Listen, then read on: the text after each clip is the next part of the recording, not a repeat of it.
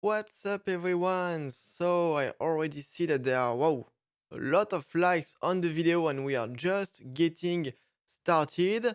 So I already see someone. I see that there is Flo in the chat. Good evening, Flo. Uh, yes, there will be a replay afterward, definitely. So thank you all for joining. I see that there are already like close to a dozen people connected to the stream, so this is awesome. I can tell you I'm really excited for this live stream because I've been preparing it well for a few days now. Maybe we could even say like 1 or 2 weeks, and the timing is just perfect because Xcode 13.2 was actually officially released a little bit more than a day ago. It was yesterday's evening for me in France. So that's perfect timing because we can take a look at how we can use async await on iOS 13. Now that the feature is available, and what's great is that the feature is now available in production, meaning that if you want, there is nothing preventing you from creating a new app and uploading it to the App Store tomorrow and using async await in it, and the app will also be able to target iOS 13.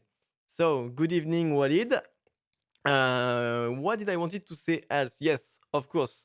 You've seen on the thumbnail that we have a sponsor for this live. So I'm sure most of you are already familiar with Bitwise. So let me make them a little bit bigger. Yes, just for this time. So Bitwise, I'm sure most of you know about it. It's a company that does CI/CD for mobile. So as you can see on the banner, they are a cloud-based, secure, and scalable mobile DevOps platform. So I'm sure you're all already familiar with it. But if that's not the case, you have a link in the description. And with this link, you can see what Bitwise is all about. Talking about links in the description, there is also another link, which is a link to a GitHub project. And basically, this link you will find all the code that I'm going to show you this evening. Maybe we won't be able to cover everything because timing. But anyway, you have all the content. It's already there, and if you want to follow along, you can take a look, or you can take a look later. The code is there, and it's there to stay. Okay, I think that's already a lot for the intro, so let me tell you what we are going to do this evening. So I have everything with me on this little piece of paper. That's the outline for this evening, basically.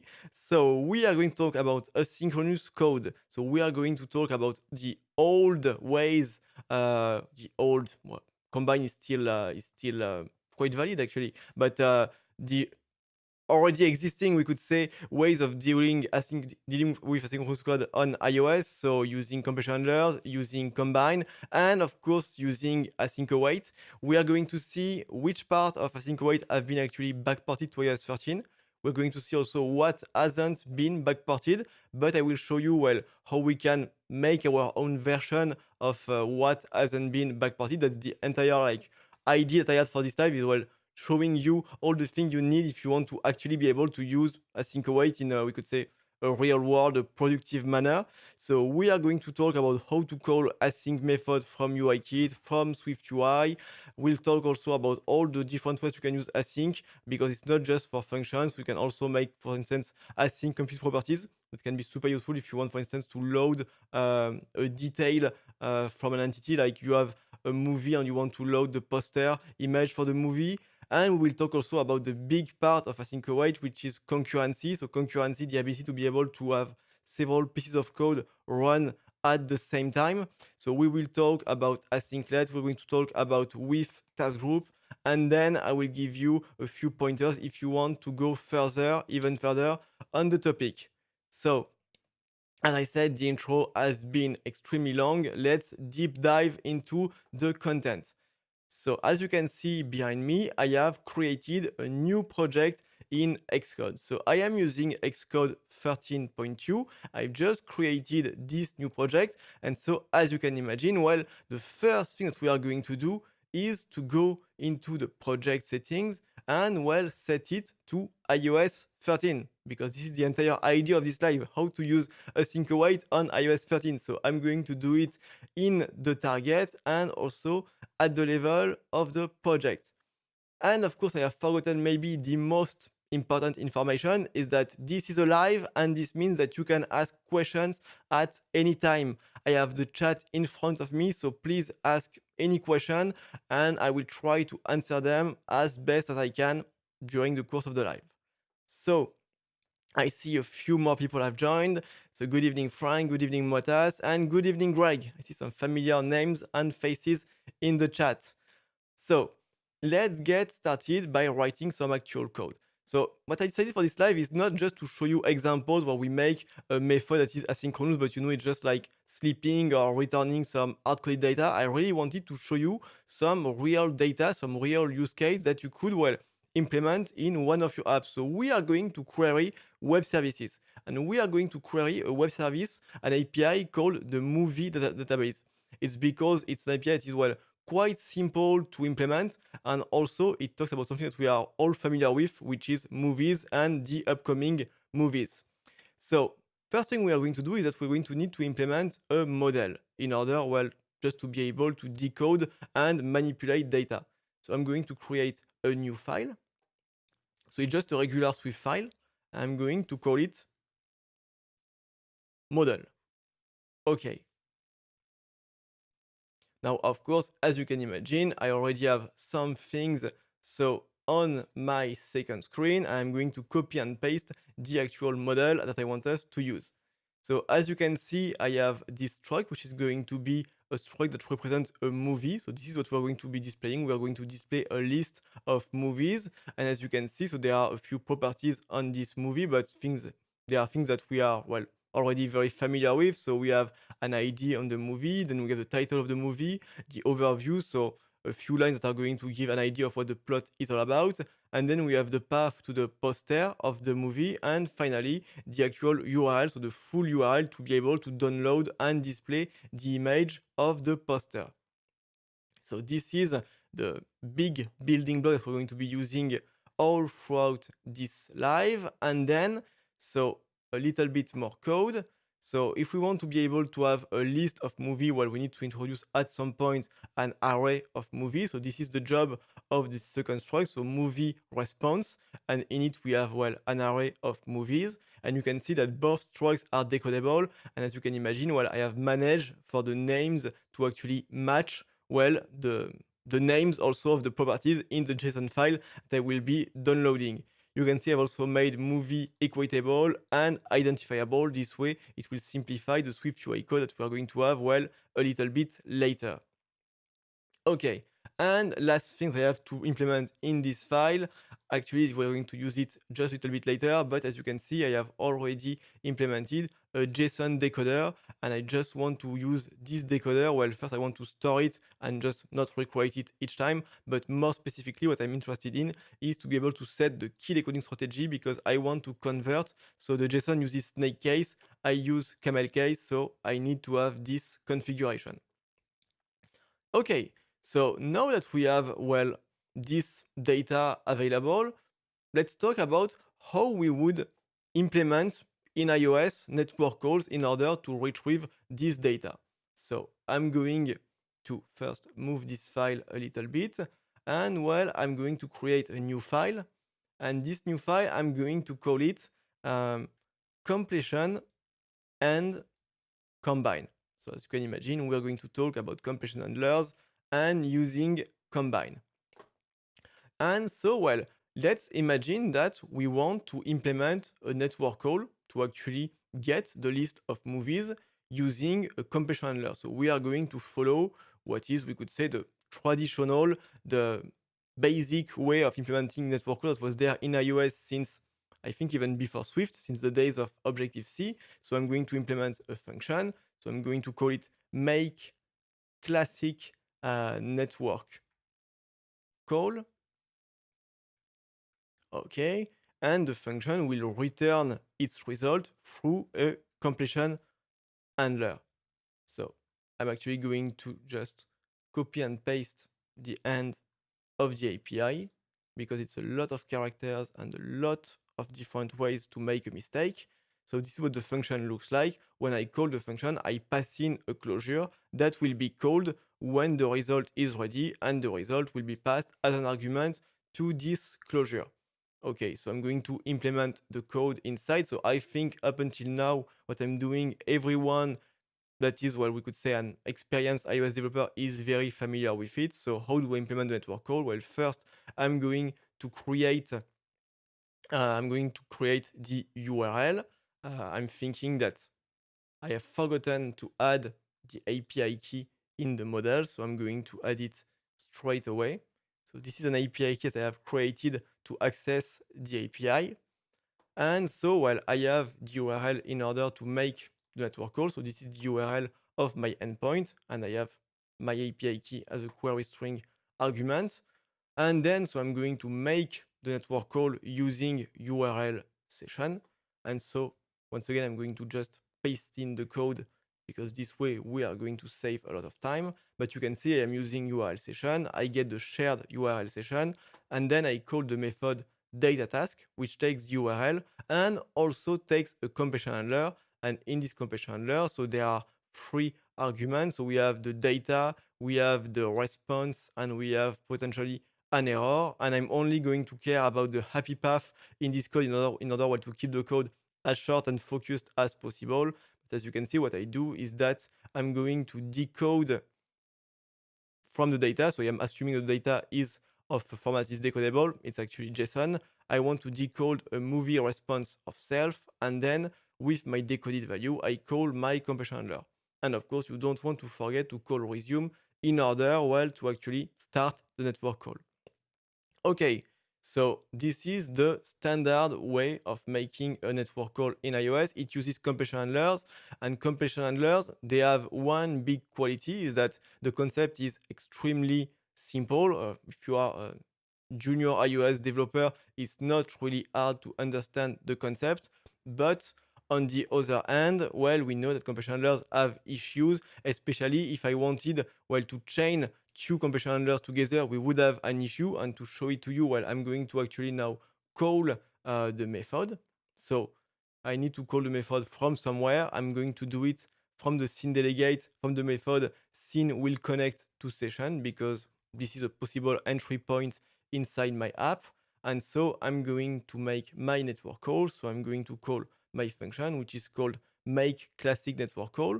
So here I have my completion handler in which I have my movie response. Perfect. And then what I'm going to do is that I'm just going to print to the console. I want to print my movie response. Okay, I'm going to start the app in the simulator just to check that everything is working well.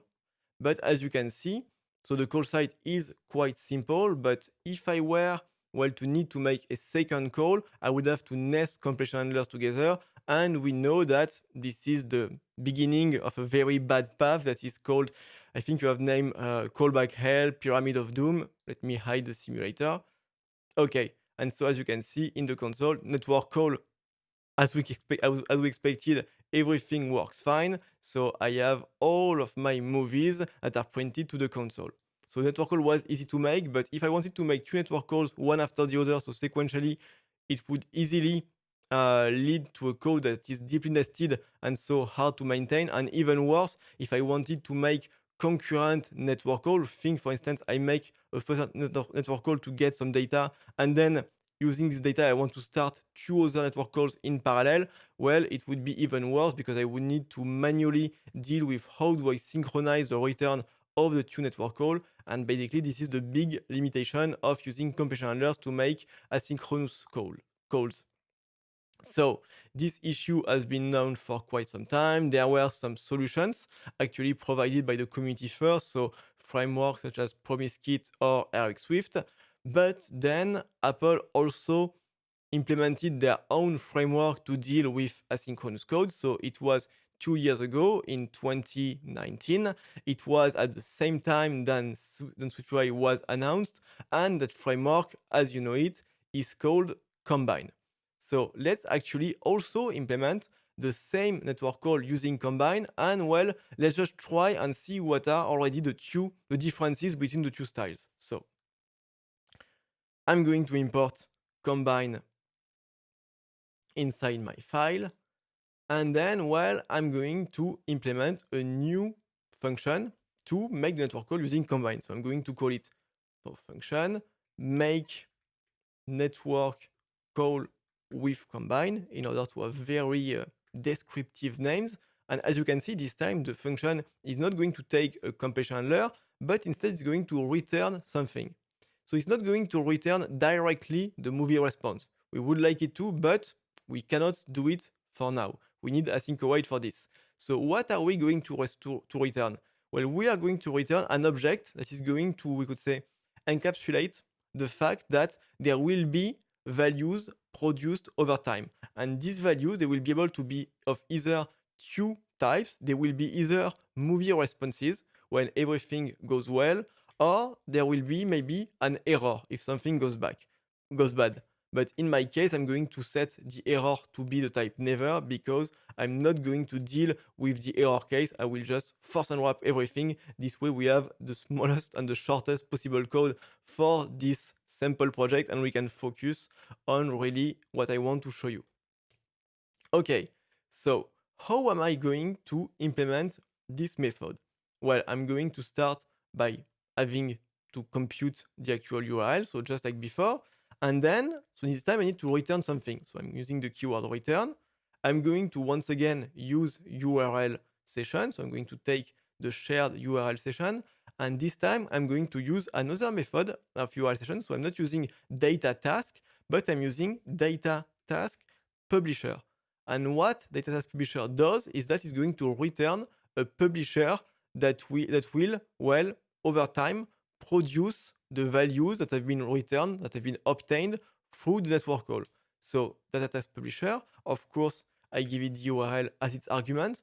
And then what is specific to combine is that, well, I am able to set a pipeline, a workflow basically of tasks that will, well, describe how my values are supposed to be processed and then delivered to whoever is listening to them. So first I have my data task of publisher. Then what I'm going to do is that I'm going to map on the result. So if I take a look at the result, you can see that I have the response and the data. I am only interested in the data. So I'm going to map to only get the data. Then I'm going to decode it. So we have some nice methods to, well, make it simpler. So basically they are just encapsulating the kind of code I implemented just above. So I said I want to decode, so still a movie response. So I pass in the type. I also pass in the decoder. So remember, it's the decoder that is already, we could say, configured, especially in the key decoding strategy. Then, as I said, I only want to care about the happy path. So I'm going to say, well, if there is an error, it's no problem. Just replace it with a movie response that has an empty array. So I just need to use the correct init. So movie response with an empty array. And finally, I have forgotten to close, yes, this call. Okay. And finally, I call erase to any publisher in order to have an any publisher of movie response and never. So this is the other syntax from Swift to deal with asynchronous code. And as you can see, well, it is different than the previous one, but things seems to be, we could say, a little bit more structured. We still have closures from time to time, and you're going to see that when I want to actually listen to the result of the call, we are going to use closures, but we could say that the closure this time, well, we've made them behave, we have structured them. So once again, let's make this network call using combine. So I'm back to my scene delegate. So I'm going to remove this code. And instead, this time, I'm going to call, well, make network call with combine. And we are going to see that actually the call side is going to be slightly more complex than before. But we are also going to gain some interesting things. Okay, so how do I actually get the values from that network call? So we've seen that we are no longer passing a completion handler. So what do we need to do? So we need to call a method called sync. So as you can see, with sync, you have two possible ways. You can use receive completion and receive value, or just receive value. I think I'm just going to use receive value because anyway, I cannot have an error. I replaced all the errors with a movie response with an empty array. So let me use sync, and well, I'm going to get my movie response while I'm typing, I see some new names in the chat. So good evening, Omer, good evening, Dragan, good evening, Pierre, and good evening, Mathis. I see that there is lots of people, so this is really, really, really cool. Okay, so what did I want to do? I wanted to print the movie response. And now this time, if I make the code run, I think we are going to have a surprise. And maybe some of you have already anticipated what is the error in my code, but let's run the code and let's see what's going to happen. If we take a look at the console, I'm checking that the project is started, but we see that nothing is happening. And actually, this is normal. So as you can see, I have a warning. I have not used the result of the call to sync. And this is actually a big mistake in Combine, because in Combine, we have publishers and we listen to the result of these publishers. So we could say that we subscribe to them. But somehow we need to keep alive the fact that we are subscribing to new values from the publisher. If we don't keep that information alive somewhere, well, the publisher is just going to be destroyed because it will think that no one is listening to it. So when we are actually using Combine, I'm sure you've already seen that pattern. So you create a property called cancellables. It's going to be a set of any cancelable. Okay, I'm going to build it. We can notice that using this, I think I'm going to have, yes, I thought it would have imported it automatically, but that's not the case. I need to manually import combine. And so now that I have my set of cancellables, I must remember to say, okay, I want to store the subscription. I'm seeing that with a lot of quotes around it because it's not really a subscription. You should not think of it as a subscription. It's just a token that is going to let you tie the lifetime of, well, subscribing or listening to the publisher to the lifetime of another object. So here what I'm doing is that I'm saying, okay, the lifetime of this subscription is the same as the lifetime of my scene delegate.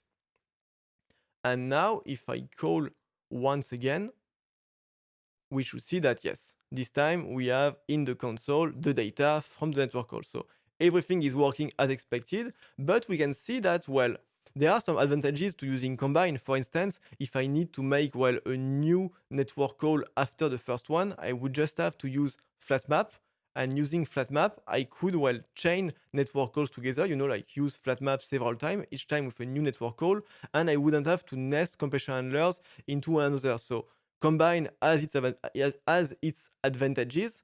Also, if I wanted to synchronize the return of two different publishers, I could use Zip to say, well, I want to know the return of these two publishers when the two of them are ready. So to do some kind of end synchronization between two publishers. So we have all of these methods, all of these operators to actually, well, structure the way that our code works. So this is, we could say, more structured that using it's more structured than using a raw compression handler.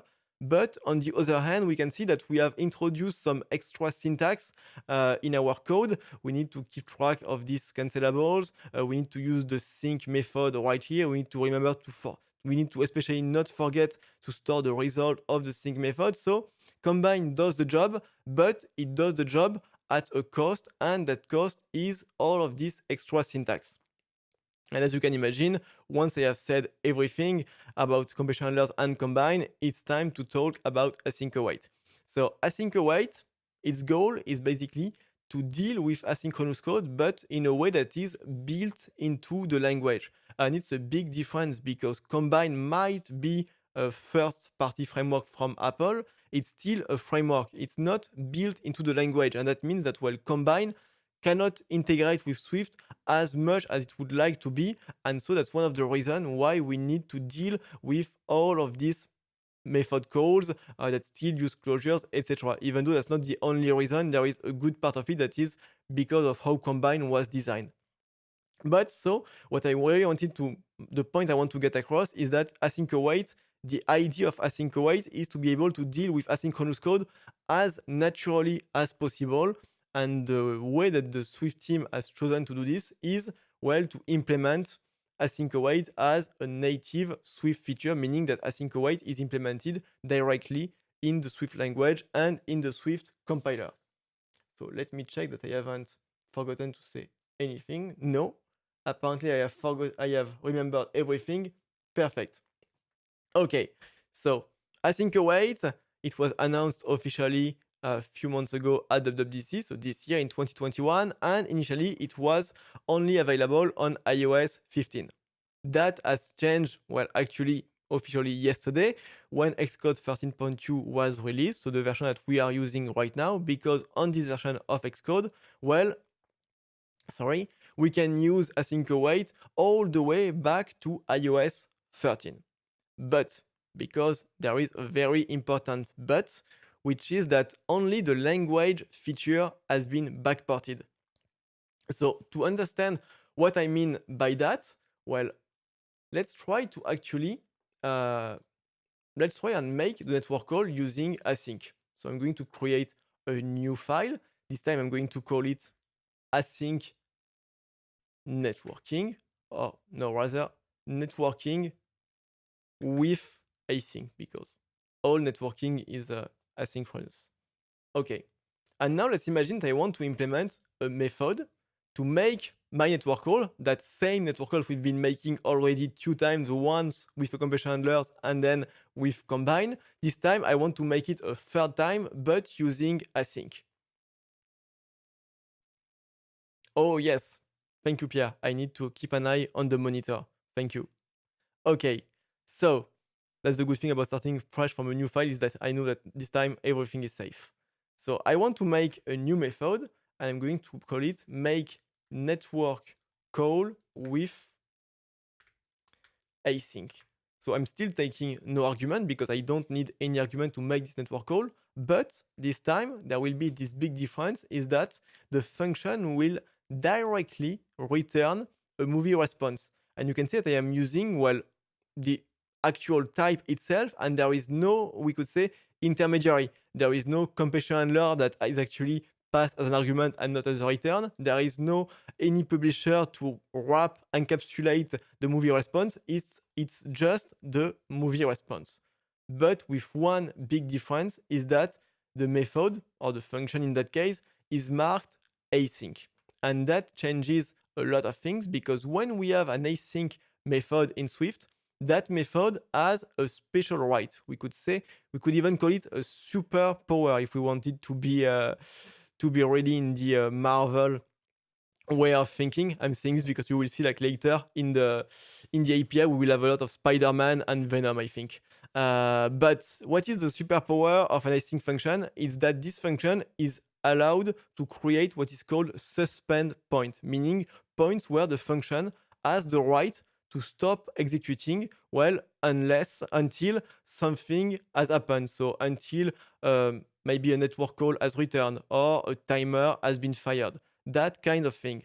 So of course, we don't want all the functions in our code to be able to create this suspend point, because think, for instance, well, if a function running on the main thread were to create a suspend point, well, the UI would be blocked, and this is something that we definitely do not want. That's why Swift has introduced this special category of function called async function that have the right to create suspend point. And as we are going to see, once you have the right to create a suspend point, well, you can actually take any asynchronous function and use it just like a regular synchronous function. And when you think about it, it makes total sense, because, well, the only thing that is annoying, we could say, with, or the issue with an asynchronous function, is that we do not know when it will return its value. But if we allow ourselves, well, to just wait until the result is ready, then it makes perfect sense to be able to use an asynchronous function just like a regular synchronous function. So let's see how it's going to work. So once again, well, I'm going to first compute the URL, so for my call, and then I'm going to want to actually make my call. And this is when we will see the first issue, the first difficulty that everyone that wants to use async await on iOS 13 is going to be confronted to. So I have my shared URL session. We are already very familiar with it. And now I want to call, well, a method that is async. So you see that they are here, the method async, they are already, they are, I don't want to say they are available, but they are at least, well, they are present in the auto completion. So I'm trying to see, yeah, this one. So async from URL. So I don't want to provide a delegate. So I'm going to give my URL. And let's see what's going to happen when I build. So we see we have several errors. Okay, but the first one, the first error is the most important. So it says, well, data from delegate, so the method, is only available in iOS 15 or newer. And that's the big, really, information to have in mind when you hear that async await has been backported to iOS 13, is the fact that, yes, the language feature and all the APIs that are, we could say, immediately tied to it, like the task API, have been backported, but all of the async APIs from all of the other framework have not been backported from iOS 15 to iOS 13. So there is no built-in way to make a network call using async await when you use Xcode 13.2 and you are targeting iOS 13 or iOS 14. Now, of course, don't worry, we are going to implement our own wrapper around URL session data task, but I want to point out the fact that it's not the case, it's not going to be built in. And the same way, we have the task modifier in SwiftUI to call an async method. We're going to see that it is also not available when we are targeting iOS 13 and above. So we cannot actually, well, call the method. So how are we going to solve this issue? Well, we are actually going to implement our own version of our own wrapper of URL session that is going to expose an async API. And the nice thing is that, of course, we have all the tools to do it, all of the tools to backport, to bridge, I should say, an asynchronous code that uses a completion handler to an async function is available because it's part of what has been backported. So let me start by creating an extension on URL session. Okay. Then I'm going to implement, well, the method that I want to have in this extension. So I want to be able to have this call site. So I call data from URL, and I wanted to return a tuple with the data and the URL response. Okay, so I'm going to call my method, or rather, I mean to give it a name. So I'm going to call it data from URL. Okay, first part of the signature. Then I need to say what the function returns. So it's going to return directly a tuple of both a data and the response. And as you can see, if you have used iOS 15, you can see that I'm trying to stay as close as possible to the actual API available in iOS 15. And then I'm going to add two more information to this function. So first one, I think you've already guessed, I'm going to mark the function as async. And the second one, I'm also going to mark it as throws because a network call can throw. And it's actually a nice way to show you that, well, functions can be async, they can be throwing, but they can also be both. There is no problem with having a function that is both async and throwing. So now, how do we actually wrap, well, the method from URL session? So we are going to wrap actually this method right here. So data task with URL. And the way we are going to do it is that we are going to use a method that is available, so as part of everything that was backported to iOS 13. And yes, let me show it. So yes, you are saying, would you wrap this with @available? Yes, I will add it in a few minutes, but that is a very good idea that you've had. And I want to just move back to my second screen. Sorry, I have too many screens in front of me and I am a bit lost sometimes. Okay, so let's implement our wrapper. And for this wrapper, we are going to use a function that is called with checked throwing continuation. This method can seem a little bit scary, and to be honest, it is a little bit scary, but I'm going to go step by step with it, and you will see that once you have, we could say, wrapped your head around it, it's actually rather straightforward the way that the method works. So this method is what allows us to bridge existing methods, existing asynchronous methods that use completion handlers and can return errors well into async throwing functions. So as you can imagine, this is an async throwing function, and well, this is a method that takes a completion handler, and that completion handler, you can call it with either a return value or an error. So let me have my closure, and you can see that this closure takes as its argument an object called a continuation. So let's see what we can do with this object. On this object, as you can see, we have only methods that are starting with resume, and we can resume returning, we can resume throwing, or we can resume with a result where there can be either the result, the success result, or the failure. And so the idea is that this is an async throwing method. So when I call it, well, I mark it with try, I mark it with await. So await is the keyword that you use to indicate that you are calling an async function and that this can create a suspend point. So it's just the same idea as with try. Try indicates you are calling a throwing function. Await indicates that you are calling an async function. And I'm also going to add the keyword return, even though I'm allowed to omit it because the function is only one line. At least there is only one expression in the function. But I want to use return to really show you that this method is going to return. And the way this method, or rather this function, because it's a top level function, works is that you call it and you pass in a closure. When you call the method, when you call the function with check continuation, it creates a suspend point. So your code is stopped here on line 18.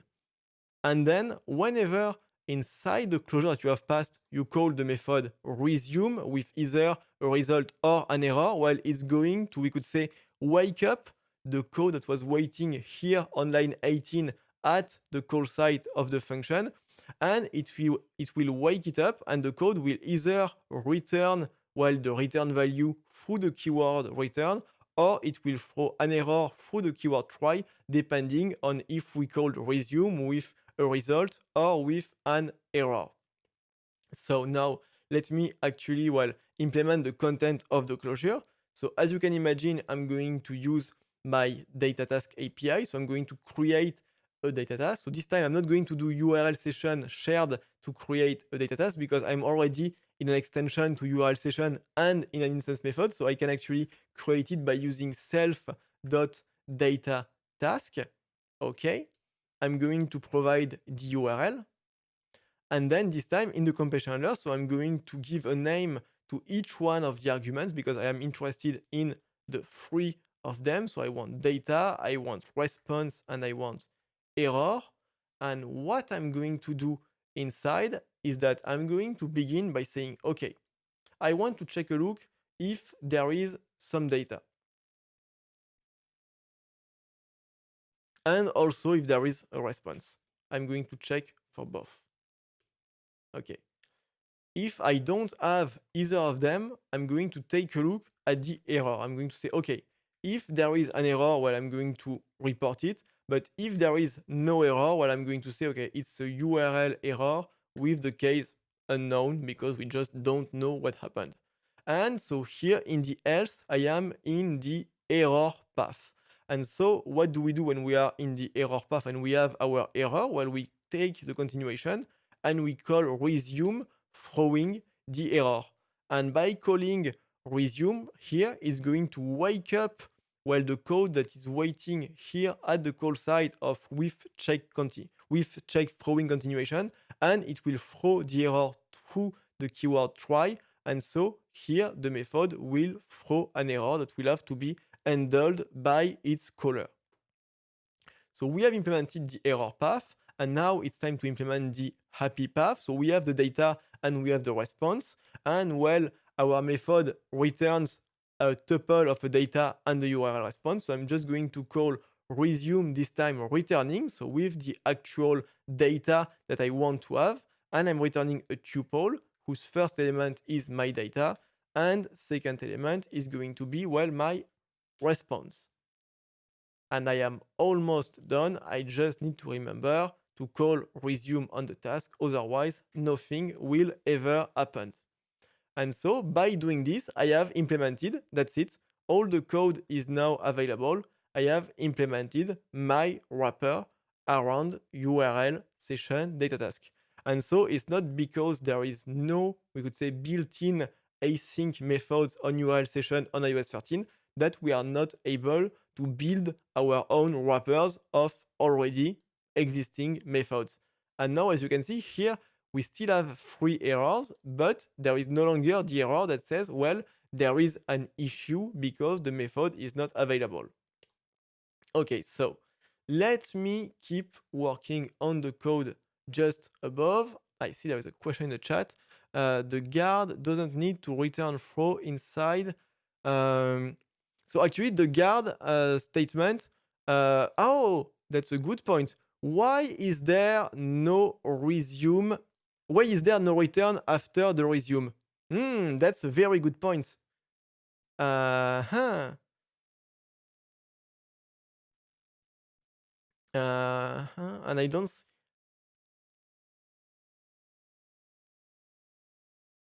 I would have said, like, intuitively, I would have said that when you call resume throwing, that method maybe returns never, and this way the compiler knows that the code cannot continue afterward. Let me just have a look if we can see. Okay, so we have resume throwing. Resume the task awaiting the continuation by having it throw an error from its suspension point. Okay, we have the error. Okay, continuation must be resumed exactly once. So actually, that's a very good question because we don't see anything like, it's not like fatal error that returns never, and so the compiler knows that there cannot be any code after it. If I remember correctly, like, you need to have you don't necessarily need to have a return in the else block of a guard. You can also have things like a break or a continue. So I think you just need to have an exit statement. So maybe, and I will check it afterward, but maybe that the compiler is smart enough to understand that calling resume on the continuation is actually an exit. But that's a very good catch, because actually I hadn't noticed it. But it's true that the code is compiling. So the code does compile. But it is weird. I agree, it is weird. Okay, so let's resume and let's focus again on our implementation of the network call with the async function, now that that function is available. So I need, well, to mark the call site with await because I am calling an asynchronous method. Okay, I'm also going to mark it with try and an exclamation mark because I don't want to deal with the error. I just want to deal with the happy path for this example. And then how am I going to get the result? Well, since an async function returns its result through the return value, I can just do like this, let data. Actually, I don't care about the response, so I can do an underscore. And now I have the data available in this variable, and I can just use it at the line just below. And so I'm going to do it. I'm going to do, okay, I want to return. So this time I want to return my JSON decoder, decode, movie response. The compiler complains. So let's try. So apparently you do need the return keyword. Okay, I thought that it was going to compile, but the fact that there was nothing that would explain it why, it was just maybe the compiler not being able to compile all the files. So I have added the return keyword. Okay, and I just wanted to say I want to decode from my data. And now my code does build. So there was, before we called this method from the scene delegate, there was an excellent question, which is, shouldn't we add an at available to this extension? And that makes a lot of sense because if you see, we have implemented our own wrapper of this method. It makes sense. We could say until we have to support iOS 13 and 14, but in the future, when we will have increased our minimum iOS version to iOS 15, that method will not have any point of being still here. So we would like to have a way for the compiler to remind us that once we have increased our minimum version to iOS 15, this extension has to go because it will just be a duplicate from the existing and available SDK method. And the way to do this is to add an @available attribute. So like this, @available iOS, and you say it's deprecated on iOS 15 with this message, and you say use the built-in API instead. And what this does is that as soon as you set your project to iOS 15 as its minimum target version, well, this call right here will trigger an error, or rather a warning, because it's deprecated and it's not the other one that triggers an error. But you will have a warning and you will be aware that, well, you need to remove this extension. Okay, now let's actually call make network call with async. So we are back to the scene delegate. Okay. I'm going to remove my combine code and everything that went with it. And now I need to call my method. So it's called make network call with async. But as you will see, if I try to call it, I will have an issue because the compiler will tell me, wait, you are not allowed to use await in this method because this method is not async. So, well, if you want to fix it, you have to make this method async. So I'm going to do it this way, even though this is not what I want to do. But I have marked my method async. So now this network call is valid. But we see we have a warning that says, instance method still will connect to options, nearly matches the requirement of UI scene delegate. But nearly matches. And that's because, well, as soon as we have added async to the declaration of the function, the type of the function has changed. And so that function is no longer the same one that is required by the protocol UI Windows scene delegate. And so if I were to run my project, this method would never be called by iOS because it doesn't implement any requirement from UI Windows scene delegate. It's this version without the async that does conform to the protocol. So how am I supposed to fix this issue? How am I supposed to call an async function from a non-async function? Because of course it's easy to call an async function from another async function, but at some point we're going to have, we could say, a root of our call tree, and we need at some point to be able to call async function from non-async functions. And the way to do it, so there has been several solutions when the feature was being developed. At the beginning, maybe some of you remember, there was the @async handler attribute, then there was the async top level function, and now the actual way it was implemented and released is to create a task. So you create a task this way. So the init takes a closure, and inside this closure, you are allowed to make async calls. And creating a task, what it does is that it's going to, well, as its name suggests, is going to start a task that will carry out the computation made in the async closure that we have passed as an argument.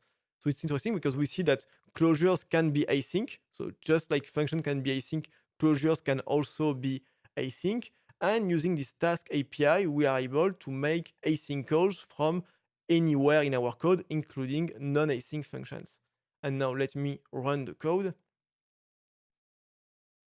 Oh yes, I have forgotten to actually do something with the response. So I'm going to store the response in a local variable. So that's the entire point of using async await, being able to deal with the return values of async function the same way than we deal with the return value of non-async function. And then I can just print response.results, so my array of movies.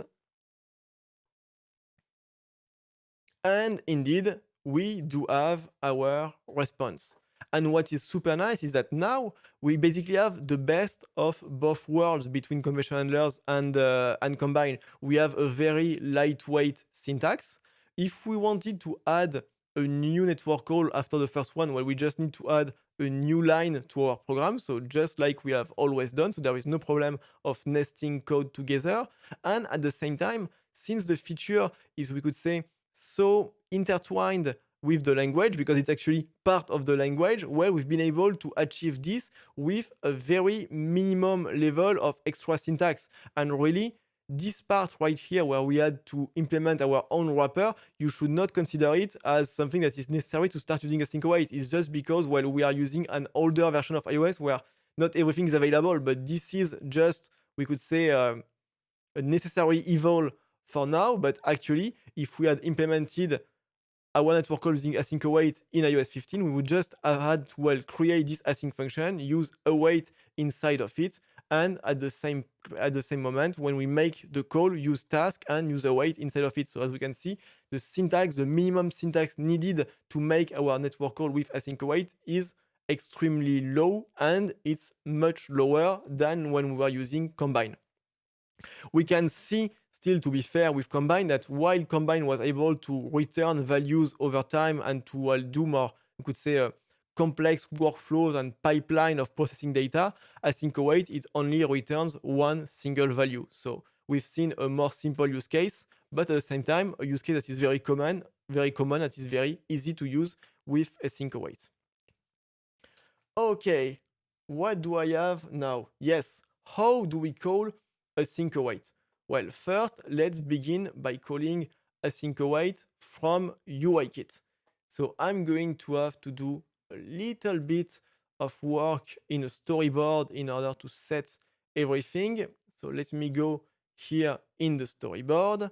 So let me add table view inside the view controller that is already in my project. So I have my table view. So I'm going to make it go all the way to all of the edges of the screen. Okay, so I'm going to add the constraints. Then I'm going to set my view controller as its delegate. I'm also going to add a prototype cell right here. So it's going to be with a subtitle and the reuse identifier. So I'm going to make sure I use the same one than in the code I have prepared, so I can still copy paste if I want. So I'm going to call it movie cell. I'm not going to configure it much further because I just want to be able to display some data. And I think I just have to do one thing left, which is, if I remember how, yes, I've been using a lot of SwiftUI recently, but I still remember how to do storyboards. And I want to also have access to my table view in my code. Okay, let me close this, go back to the view controller. And in the view controller, well, now I want to be able to make my network call using async await. So how am I going to do this? Well, first, I'm going to store my array of movies in the view controller. So I am going the massive view controller way, just like in an official Apple demo. I'm going to do everything in the view controller because I don't want to focus on architecture. But of course, you might be thinking that there is a lot of code that I put in the view controller that would have more of its place in a view model or in a presenter. So I have my array of movies. I'm going to make even this code, this property, a little bit smarter. And I want to say that whenever I set a new value to my array of movies, I want to reload the table view by calling reload data on it. Exactly, the official Apple trademark demo way. And then I'm just going to paste that one because I'm not going to write it by hand because there is no point to doing it. I just need to copy and paste. Yes. So I'm going to copy and paste an extension on UI view controller. And as you can see, I make my controller conform to table view data source. And I'm just going to, yes, this is going to come a little bit later. I'm getting ahead of myself. Let me see if it builds. Yes, it does build. So as you can see, table view number of rows in section is the count of the array. And then, so self-forward index path, I get a row, I get the movie that has the row for index. And then I set the text, I set the detailed text of the cell, and I will set the image later. But with this, I should be able normally, well, to display the result of my network call. I just actually, well, need to be able to make the network call from my view controller. And the way I'm going to do it is actually very similar to what I've done in my scene delegate. So I'm just going to create a task in view did load. Remember, view_did_load is just like SceneDelegate will connect to. It's a non-async method, so I need to create a task, and I'm going to say, well, movies equal await make my network call with async. And of course, I only want the results. So I want the property results of the response returned by this method. I'm going to launch this code, and we're going to see what happens. And as you can see, we do have our list of movies. So we have Spider-Man No Way Home, Clifford the Big Red Dog, No Time to Die. So it's the upcoming movies from the API. So we can see that this has indeed worked. So we see that it's we see that it's quite easy to call actually an async API from UIKit components. We can do it in view_did_load or in a view model, and we just have, well, to use the task API if we want to call the method from a non-async function, which is, well, what we're going to have to do at some point because there are no async function in UIKit, at least not in iOS 13. And then we can see something that is also extremely magical is the fact that I've made my network call, then I have updated my property, my table view was reloaded, but at no point did I have to specify that I wanted this change to be made on the main thread. And when you do a network call, it's something that you have to be very careful about, usually because your network call is going to be made from a background thread. And if you are not careful to switch to the main thread before you actually, well, update something that will touch a UIKit object, you have a crash because I'm sure you already know the rule. You are only allowed to touch UIKit object, to interact with an UIKit object from the main thread. And still, we haven't done it, and it works. And the reason why is part of the magic behind the structured concurrency is that if I do an alt click on UI view controller, you can see that it is annotated with a new annotation. It's at main actor.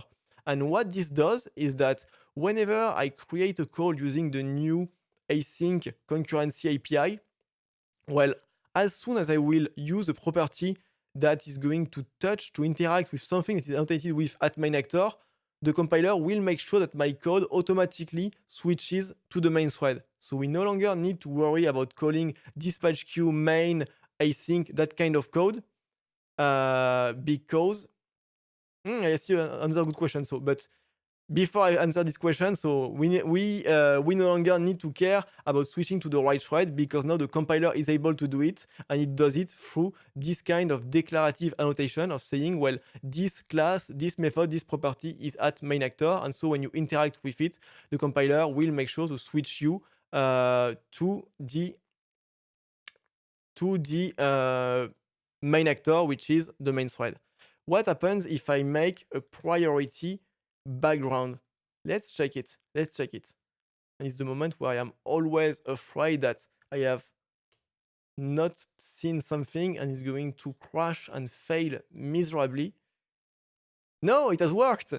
So even though you can give a priority to the task to make sure that it goes to the background, when you touch movies, I think since movies, yes, is inside the type that is at main actor, the moment you do the assignment, the moment the assignment is done, we are switched back to the main thread. And actually, what we can do to see it, I'm going to remove this. I'm going to put a breakpoint right here, and we will see what we have on the left panel. And I agree with you, this is extremely awesome. It's almost like magical. And you can see that the network call is indeed made on a queue that is not the main queue because main queue is thread 1 and we are on thread 2. So we can see it from the debugger. There is no weak self capture in the task. Yes, there is no weak self, and the reason is that I think it's because the task will expire at some point. Like the task will either it will complete, it will time out, but basically the task has a lifetime that is limited.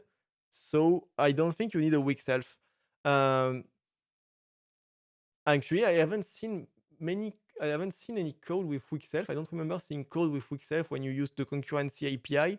So I think when you use the task, actually, you don't need to use weak self. But now that I'm thinking about it, like during the live stream, I also have a doubt about it. But I don't think you need to use weak self, and it's actually one of the interesting points of using a task also. And so I think you have resumed it correctly, Dragan. The network call will be executed on a background thread, but movies variable will be updated on the main thread. That's exactly it. Yes, because the movies variable is part of a type that is annotated with main actor because it inherits from UI view controller, which is annotated with main actor. And the task is non-escaping, which might be, let's take a look at it. That one.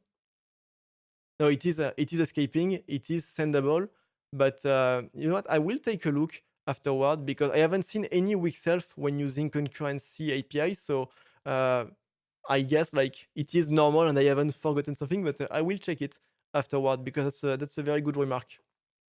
Okay, moving forward, we've seen how to call it. Yes, that's the correct. You've got the right signature, Matisse. So we've seen how to call async methods from UIKit. Let's see how we can do it from SwiftUI. And I also see that it's time for me to drink some water because I am having some trouble speaking.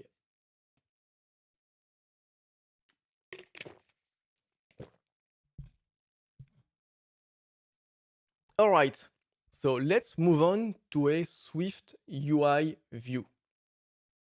So I have implemented a Swift UI view. I'm just going to copy and paste it. So I'm going to add a Swift UI view to my project. So I'm creating a Swift UI view. I'm going to call it content view because I have no idea for an original name. Okay. And I'm going to paste some code inside of it. So first I'm going to add some state. So as you can imagine, that state is going to be, well, an array of movies.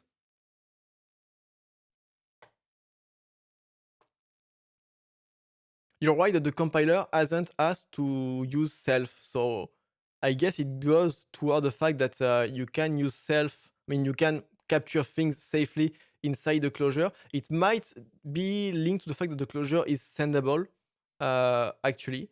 But you're right that it is a good point. Okay. Let me paste in some more code. I think I'm going to paste, yes, all of this code. So to implement the body, and then I will remove what I don't need for now. I just don't need that part with the navigation link. Okay, yes, that was indeed that one. Okay. So I have very simple Swift UI view. It's the equivalent of what I had implemented just a little bit earlier in UIKit. You can see I have a list where I display an array of movies and sendable. I see that Mathis has already given the answer. It says that whatever is in the closure, you acknowledge that it will be used across threads. That's basically the big picture idea of it. Okay, so I have my view, I have my list of movies. Inside my list, I am displaying the title and overview for the movie. And now the question is, well, once again, how do I call my async API? Because, well, in iOS 15, we have the task modifier, so we can call task like this in order, well, to start a task when the view appears, but it's iOS 15 and above, so we cannot use it. And we are going to use the same technique than we have used before. So we are going to use the standard non-async, we could say a hook or entry point, which is on appear in the case of SwiftUI. And inside of it, we are going to create our task. And in that task, well, we are going to call, so with await, we are going to call make network call with async. And once again, I'm taking only the results. Yeah, to be honest, there has been so much stuff in Swift 5.5, like the actor, I have a good idea of how it works, but at Sendable, there is still a lot of mist around this thing for me yet. This should be better. Thanks for letting me know. Okay, so you should see I have onAppear, and in onAppear, I have called my task. Okay, so I have my preview, and if I make my preview live, you can see that data has been populated. So it works, but it's not exactly the same behavior than the task modifier. Because with the task modifier, you have the fact that if your view disappears, the task is also cancelled. And for now, that's not the case. So let's take care of the fact that we want to be able to cancel a task. So how do we make it to be able to cancel a task? Well, we cancel a task by calling the cancel method on the task. So of course, if I call cancel right away, it doesn't really make sense. I want to do it a little bit later. So if I have to do it, but not right away. So we need a way to store our task somewhere. So I'm going to store my task in a state variable of my view. So once again, I am going all the way with the massive view controller of the massive view demo version of Apple. And so I am going to store my task. I'm going to call it even loading task. Okay. And I'm going to give it, yeah, an optional because there can be also no task. And here I will have an error. And it says that, well, there are actually two generic arguments that you need to provide when you want to specify a task. Here I don't have to specify them because the compiler is able to infer them. But here, well, I have to provide my two arguments. And so what are these two arguments? Well, the first one is the value returned by the task. And the second one is the kind of error that the task, well, can produce. So something very reasonable and actually very similar to, for instance, the result API. And so in the case of a loading task, what are these two types? Well, the error type is going to be never, because this task here cannot throw an error. There is no try inside of it. So this task is of type never. And what is its return type? Well, it's actually of type void, because I am passing in a closure that returns nothing. So the closure returns void. And so this is actually the full type that I need to write in order to store my task. But now that I have, well, written this, I am able to store my task inside the variable loading task. And now I just need to do one more thing, which is to cancel the task when the view disappears. And so to do it, whoa, something went wrong. I want to call on disappear, and well, inside on disappear, I'm going to take my loading task, and if there is a value inside of it, I want to call cancel. And so this is how you kind of re-implement the task modifier by storing the current task in order to be able to cancel it. As you can see, so this signature, it's not that great having to write it by hand, especially if you have to write it several times. So what would be nice if you are, well, using async await in iOS 13 or iOS 14 project is to create something like this type alias. So you create a type alias called loading task. And what is a loading task? Well, it's a task that returns void and can never error. And then when you want to store the task in a variable, you can use the type alias instead of having to write this big type name with, well, all of the arguments that you had to precise.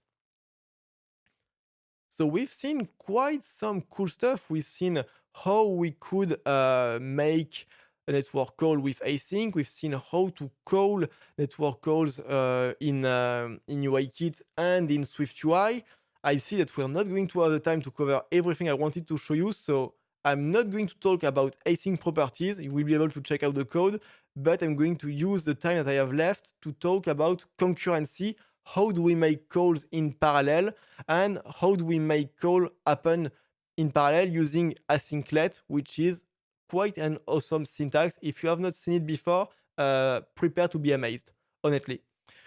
Can't we make a view modifier that does this dynamically? Yes, I am sure that you can create your own view modifier. I didn't made it because I figured it made more sense, to explain and lay out everything. But I'm sure you can definitely create your own view modifier that will, and the view modifier will, in its state, store the method. I think that's something that is, yeah, either you can do this or you can create a loading view that encapsulates everything and exposes the task modifier. But there is definitely a way to not have to write all of this code every time.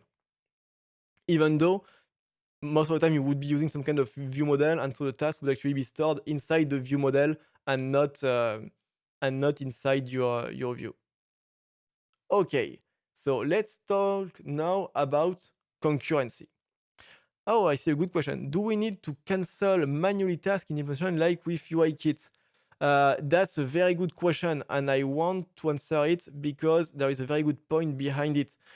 What happens, because I think something I have forgotten to say is what happens when the task goes out of scope and no one has retained it. You will see that the word retain is extremely bad to use in that case, because we've seen with combine, actually, if no one retains the any cancelable, well, the task, the subscription just goes away and nothing happens. Here, that's not the case. And that's not the case for actually one very simple reason, is that task, you cannot retain it because task is a struct. So it's a data, it's just some piece of data. There is no life cycle. It's not an instance that is alive in memory. So you cannot retain it. And actually, you can see the task before it was called task handle. And you can see this task as just a way to cancel the task if you want.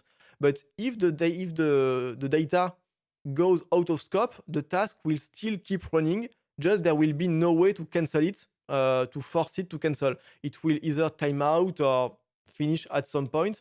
But if it never finishes because it's just a loop that never stops, well, there will actually be no way to cancel the task. So it's a very good question that you had, because it allows me to explain that there is a big difference in philosophy between Combine and this task API. Is that with Combine you had to retain the any cancelable, otherwise, well, nothing was going to happen. Here you can retain the task if you want to be able to cancel it later, but if you don't, it will keep existing, it will keep doing its work until it has completed. And it might never complete if, for instance, there is just, well, an infinite loop inside your task. And so in my view controller, actually, I had not managed to cancel the task. And so if the view had disappeared, the task would not have been canceled. And if you take a look in the example, in the project, in the GitHub, so you have the link in the description, you will see that I have added the code to download with an async property the poster image to display it. And for this poster image, so since we are making several calls, and when we scroll, well, maybe we want to cancel calls that have not returned, even though we have scrolled away from the cell. And so for these ones, I have added the logic to actually store the tasks in a property of the view controller. So you can check it out afterwards if you want. And so for the last part of this live stream, we are going to talk about concurrency, about how we can make code run in parallel. Okay, so how am I going to do this? I'm going to do this, I'm going to implement more models. I'm going to do this part. So I'm going to implement a new file. So I call it model part 2. So there are going to be 2 more API calls that I want to call in parallel when I'm going to display a detail view. So what are these new calls? Well, the first call is going to be an API endpoint to get the credits from a movie. So the credits is the list of actors with the name of their characters. So as you can see, we have the struct here, which is the movie cast member. So there is the name of the cast member and the name of the character that they are playing. Then the response with an array of movie cast member. And finally, a method to make the network call. And as you can see, the endpoint is a bit different. And most importantly, we are taking now an argument, which is the movie. And we use the ID of the movie when we generate the URL. You're saying you can use task. Actually, we cannot use task because task is iOS 15 only. And here we are in the case where we are using async await on iOS 13. So task is unavailable to us. And that's the big issue that we are trying to go around. Okay, and you can see I have then implemented all of the code. So actually it's just a copy and paste of the previous code. Of course, in a real app, we would like to have a better architecture than this, but bear with me, it's just a sample project. And then I'm going to copy and paste the code for a second endpoint. And so we have already gotten the credits for the movie. Now we want the reviews. So what did the spectators think of the movie? And you can see it's a very similar API. We have the movie review. This time it's the author and its content. We have the movie review response, and we have the async function to get the reviews for a specific movie. Should you use async handlers or async await? Well, let me display the question. So I would say like now async await, you are able to use it. I would say like wait until January or February to get like the feedback from people that have started using it to make sure there is no big problem or big trouble. But now you have all the tools to actually use async await instead of a completion handler. And I think in most cases, like using async await is a much better and much more modern API than a completion handler. And so you are saying you can use Task in SwiftUI? Yes, but unless I am very mistaken, Task is only available in iOS 15. And here our project is iOS 13. So if I try to use Task, let me try and do it to show you. Maybe you missed the part where I try to do it. You see, we get an error because it's iOS 15 only. And here in this live, we have the constraint of being only iOS 13. So moving back to the model. So we have our model. We have two methods we want to call in parallel. So how are we going to call them? So I'm going to implement a new view. I'm going to call it my detail view for a movie, because once again, I have absolutely no originality this evening to name things. So I have my detail view.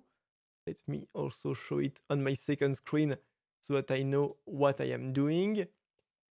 Okay, so for this detail view, what do I have as my data? Well, first, I'm going to have a movie. That makes sense because I need to know, well, which movie I am making the network calls from. Movie is an argument for my network calls. Now I have an error. Well, my preview is no longer going to build. So don't worry, everything has been thought beforehand. I have all the code to have a static movie. So it was the movie that was the top of the list when I prepared for the live. So now it's Spider-Man.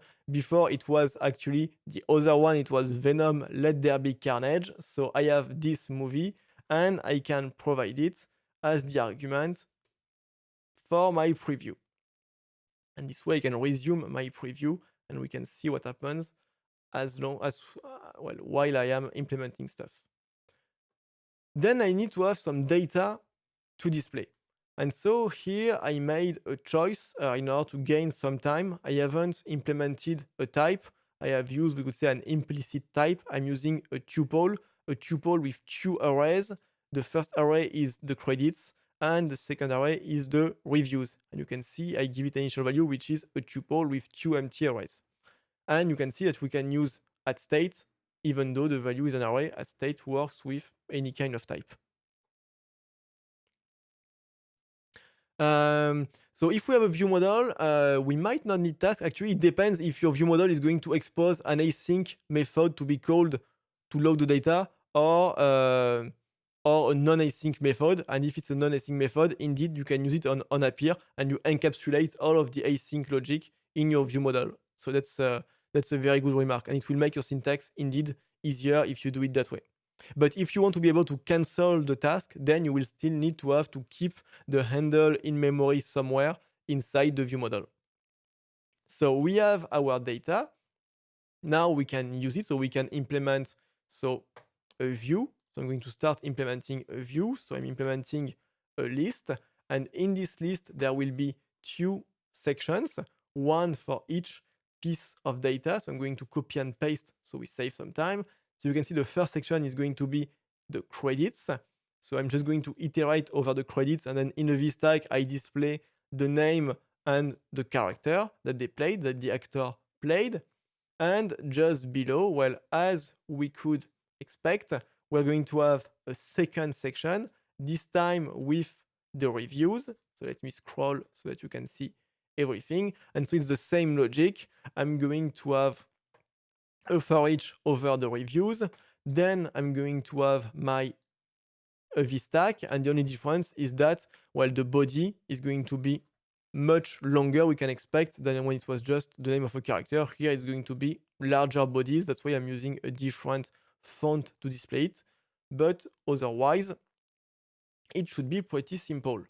I'm also going to give it a navigation title, so on the list, which is going to be the title of the movie. And then finally, so it's going to be time to actually retrieve some data. So how are we going to retrieve this data? We know that we have to use onAppear because we don't have access to task. Okay. Here is what could be the naive way of making the calls.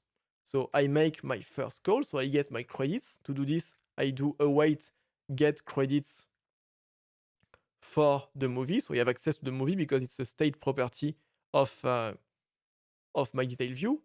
Then I do the same thing for the reviews. So reviews await get reviews for movie. Okay. And then finally, well, I set my data and I say, okay, well, I'm going to have the cast as the first member of the tuple and the reviews as the second member. So this code actually works. I have just forgotten, yes, I have forgotten to call task, of course, because I am trying to call async functions from a non-async closure. It doesn't make any sense. This is going to build better, but there is one issue here. And while I add the navigation link to display detail view, I'm going to let you think of what could be the issue, or more than issue, it's something that could be that is not as performant as it could be. So I'm going to let you think about it, while here I'm going to fix so my view. Okay, so I need to add here a navigation link.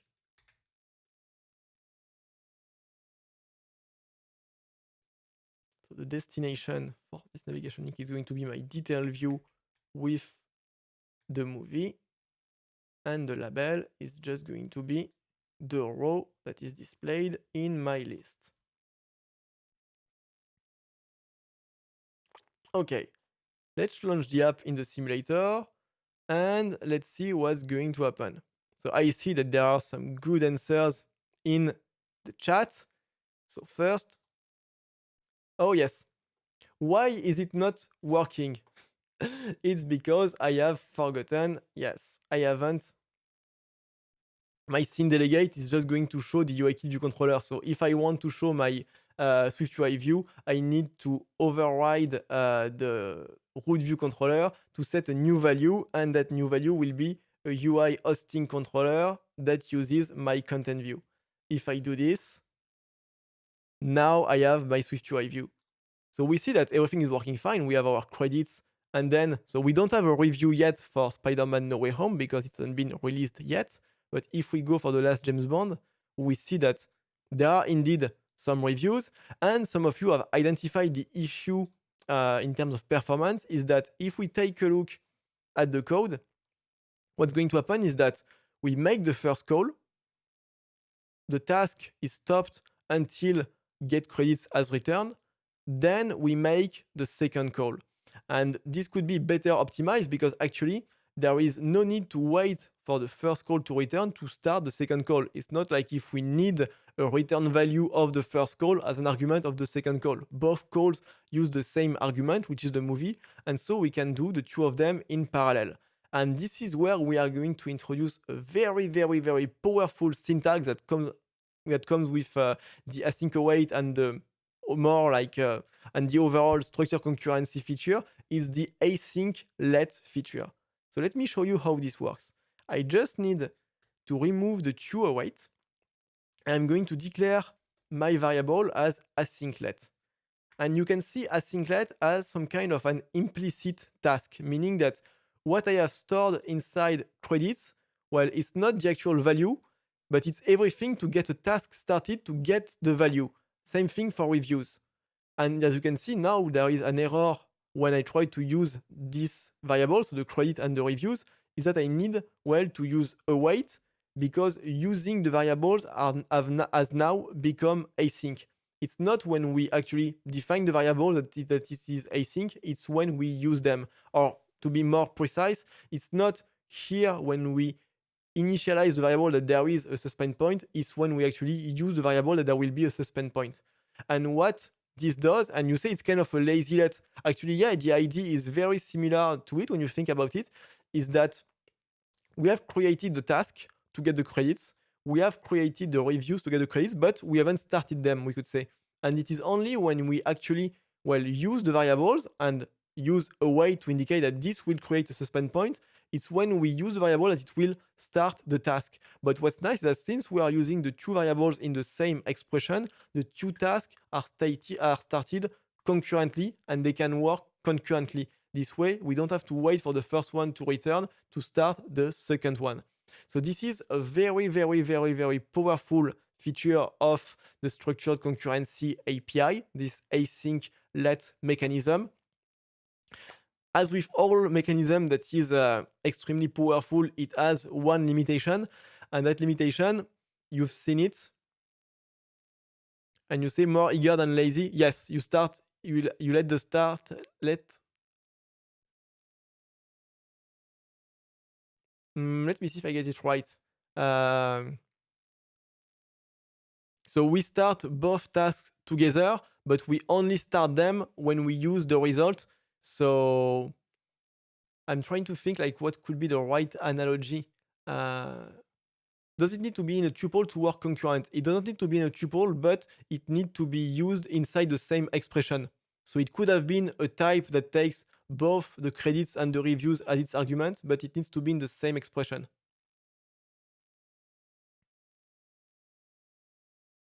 And so, Frank, you are saying more eager than lazy because we let the task start at once. It's true that once we start the task, yeah, we do start them.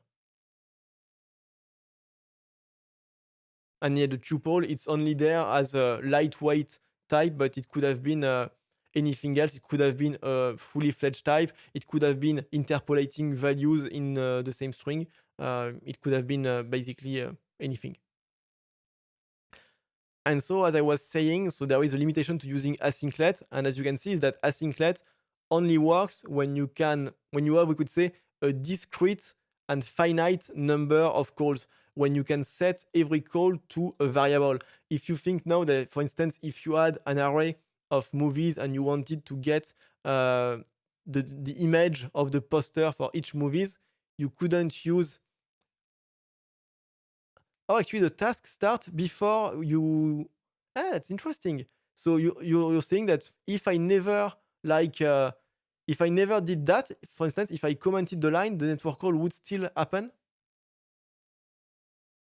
I'm curious to what it would do. Like I'm going to put network calls inside get credit network. I'm going to put breakpoints inside get credits and get reviews. Let's see what's going to happen. Okay, so the task do start. That's a very good point. Okay, so I was a bit wrong in what I said, I think. So the task do start as soon as we create them, but we have to await when we try to get the result because the result could not be available yet. So we have to consider all possible cases, including cases where the result is not yet available, and so we have to await for the result. Okay. And when you think about it, yeah, it makes even more sense because it's just like if we had created a task and we were awaiting on the result of the task.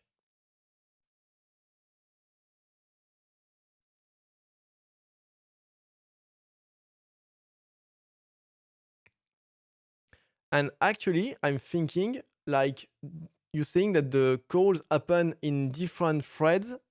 Um, let's see. Let's see if the threads are actually different or if it happens in the same thread but concurrently. Let's see. So you have put once again a breakpoint in get credit and get reviews, and so let's see. So get credits is called on thread 2, and get reviews is also called on thread 2. So maybe later when we make the network call, it goes into separate threads, but for the moment, everything is still on the same thread, but it still runs concurrently, but not in parallel.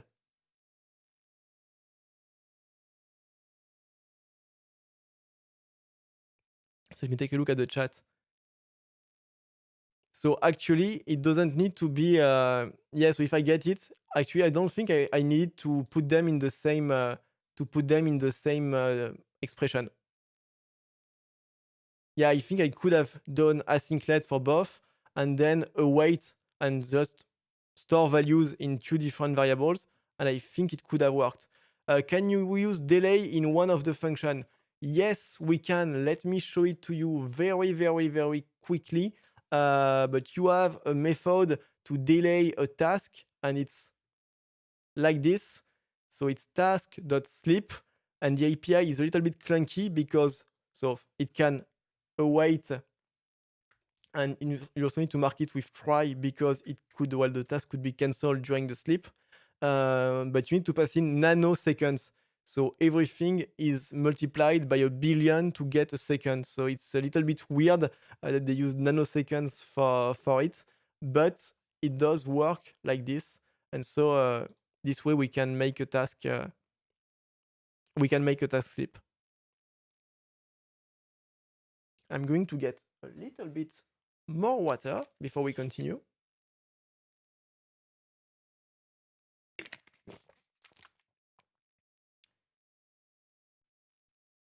Okay, let me take a look at the chat. So does it wait for both the asynclet? I think here in my example is going to await for both the variables, but let's do it with the other syntax. For instance, let's say I change the code and I say I want to have so a first state which is going to be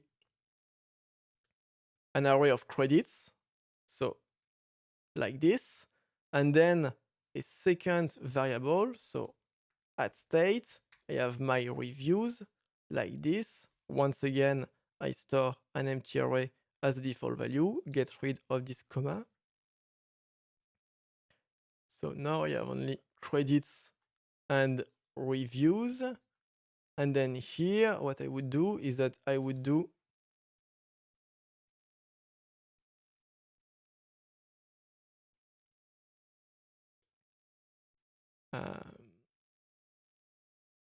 maybe I'm going to name them like this so that, yeah, otherwise I think it's going to be very confusing. And then I have reviews like this equal await.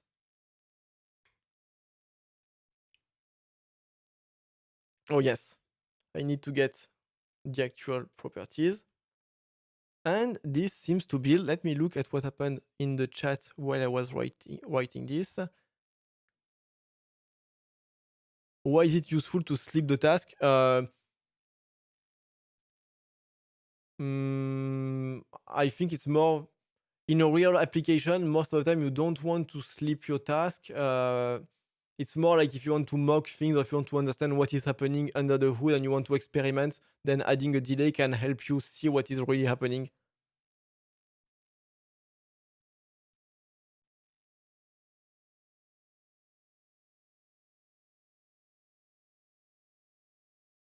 So here, with the new code, what's going to happen is that so the two tasks start eagerly, but then if cast returns very fast and reviews very slowly, then the cast will be updated on the UI very soon and reviews will take a lot longer time to be updated. On the other hand, if credits takes a lot of time to return, even though reviews might have already returned, it will have to wait for credit to return to display it. So now what's happening is that the UI will not be updated only once. It will probably be updated 2 times, and this timing is going to depend. Yeah, we will update exactly what you are saying. We will always update credits before reviews, even if credits takes more time and reviews is already available. So here we are saying, that we want first credits, then review. the code I had before with the tuple, it was closer to a zip, actually, because we were saying we want both of them to be available before we update. Here we are saying, well, if the credit is available first, we update it. But even though review might already be available, we are going to wait for credit to update. So that's the downside of this syntax. I think that's why I had put the tuple before, to show you that we could synchronize the two network calls using this tuple, or using a tag that would store the two values. Okay, let me take a look at my outline, but I think we have seen a lot of cool things. We haven't been able to see everything I wanted to show you. There are two things I wanted to show you that they are in the sample project, but I didn't have the time. It's how to create an async compute properties, for instance, to show the poster image of the movie. So you will have the example in the code and the example of call sites in SwiftUI and UIKit. And the other thing I wanted to show you is, so as we've said, asynclet only works when you have a finite number of calls to be made and you know that number of calls at compile time, because, well, you need to be able to store each of the calls in a variable, in a name variable. What happens if you have a dynamic number of calls to do concurrently? This is when you start using task group. And so we have an example to use task group in the sample project also. Are we going to discuss actors as well? We won't discuss actors this evening, actually, because there is already a replay from a live on my channel with Donny Valls, and Donny explained the core concept of actors, and the replay is about 1 hour, I think. So actually, you can go check it out just after, and you will have the entire outline of how does an actor work, what does it do. But just to sum it up in 1 or 2 sentences, actors, so they are part of the structure concurrency API. An actor, it's basically, you can see it just like a class, but every method call on that class is going to be enqueued on a serial dispatch queue, and so you cannot have two calls on the same actor concurrently. Basically, this is going to help you make sure that you don't have race condition, because two threads are trying to access the same data at the same time. Let me see the other messages.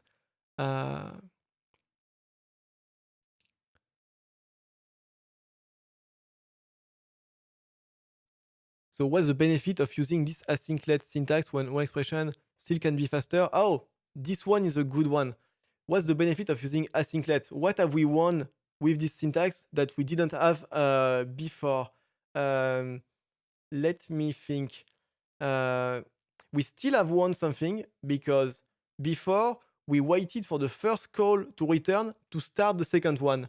Now we have started the two calls concurrently, and indeed we are waiting for the first one to return to take a look at the return of the second one, but the return of the second one might already be ready. We are not waiting for the first one to finish completely to start the second one. We start the two of them in parallel, and then we wait for the first one, and then we wait for the second one, but we don't start the second one after the first one has completed. This is what we have won by using asynclet. And if you make big network calls that take a lot of time, well, the gain in performance is really not negligible.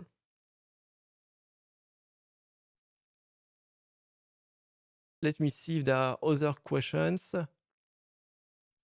How to change the code when all APIs are done, then only go with update possible with async and await. So if you wanted to do the same thing in UIKit, I guess it's the question, since you're talking about the table view. Let me see that I want to make sure that I understand it clearly. How to change the code when all APIs are done. Oh, okay. How to modify the code. If you want to wait for all the APIs to be done to update, then we use the tuple like I had before and like it is implemented in the sample project.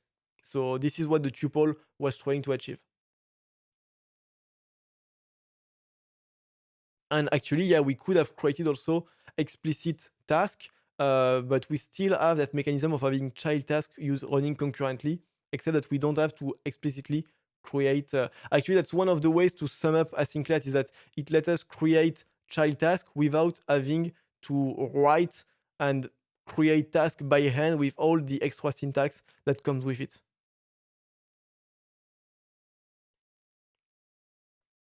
Okay, so I was saying, if you want to go further, so you can check out the videos with Donivals about actors. You can take a look at the sample project. Link is in the description to take a look at how we can implement computed async properties. You can also see in this project how to use task group when you want to start several tasks concurrently, but it's a dynamic number of tasks. Then, if you want to learn more, I would recommend you take a look at John Sandel's website, so swiftbysandel.com. He has written a lot of cool articles about async await, and more specifically, he has written a very interesting article on how to implement an async version of map and a parallel version of map when you are working with collections. And it's a very good read if you have enjoyed this live to keep learning, on this topic. Also, I would recommend learning about actors and Sendable. And so for actors and Sendable, check out the usual suspects, the blog of Donivals, of Antoine Vanderly. I think Antoine has made a very nice article about @Sendable. You can take a look at it. And I would say the most important is there is a lot of content with this new API. Don't be scared if you feel overwhelmed. You will not learn everything in one day. It takes time. I can tell you, like, I'm still not clear about everything that we Don't can do yeah, with Sendable, for instance. But it seems to be the future of asynchronous code on iOS. So definitely worth learning about it. And last thing, there is one last piece of information of API that is super cool, is the idea of async sequences and async stream. So we've seen up until now that our async function could only return one value. That was the big difference with combine. With async stream, you can use async await and return several values over time with a new syntax called for await in. And I have a video on my channel if you want to learn more about it. And so to conclude this live, so you've seen that the live was sponsored by Bitwise. There was someone from Bitwise in the chat with us during this live, and that person will now show us, well, how we could actually take the project that we have been making in this live and, well, make it work on Bitwise using their CI/CD platform. So I'm trying to have Motaz come with me on the live, but as always, there is always some technical difficulties and I need to remember where to click. So I'm not sure if you can hear me. I can see your screen, but I cannot see your webcam. okay. Can you hear me also? I can hear you. I think we can hear you. And your yeah, but as soon as your webcam is going to appear, it should appear on the screen. Okay, just a minute. Maybe there is something. I think it's the first time I'm trying to onboard someone during a live, and it is always a technical challenge, but I'm sure we're going to make it. Can you see now? Can you see? Your webcam is actually is black. Okay.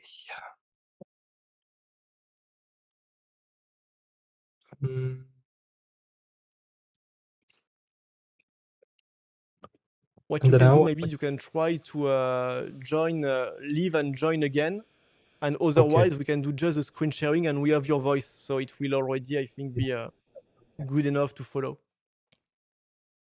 So thank you if you have enjoyed the live stream. Very glad I was able to do it before the Christmas break and right in time. So it seems, yeah, for the video, it doesn't want to bear with us. That's a shame, but we can still do the voice and the screen sharing. Okay, yes, sure. And now it's still right. It's still not displayed. Okay. So I will start with a voiceover without video. No worries. So can you see my screen now? I can see your screen, yeah, and so I'm going to have us move to it. Oh, sorry, I needed to switch for you to appear. I don't know why, but we are all good now. So welcome, Motaz. So you Sure. are the mobile developer advocate at Bitrise. Yeah. So welcome. Thank you for being here. And you are going to show us how we can build this project that we have just built during the live, how we can make it build on Bitrise CI/CD. Yeah. Thank you, Vincent, for your demo today and for having me today. So, hi, everyone. I just will start quickly. So, I hope that you are now seeing my Xcode. So, I will continue with the demo that Vincent did in the live today, and I just added two UI tests. These are the default UI tests using XUI test.